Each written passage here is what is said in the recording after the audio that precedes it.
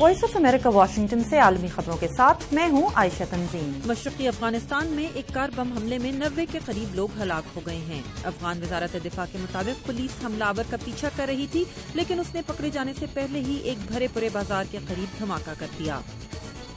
Hamas کی طرف سے غزہ میں جاری لڑائی کے خاتمے کے لیے مصری تجاویز کو رد کرنے کے بعد اسرائیل نے غزہ پر فضائی حملے دوبارہ شروع کر دیے ہیں۔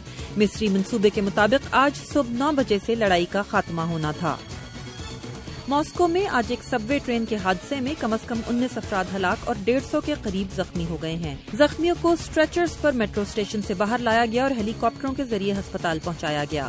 اور جرمنی کی فٹ بال ٹیم اتوار کو ورلڈ کپ جیتنے کے بعد آج وطن واپس پہنچی تو لاکھوں لوگوں نے اس کا استقبال کیا۔ دارالحکومت برلن میں ٹیم کے راستے پر میلے کا سا سما نظر آیا۔ یہ تھی عالمی خبریں وائس آف امریکہ واشنگٹن سے۔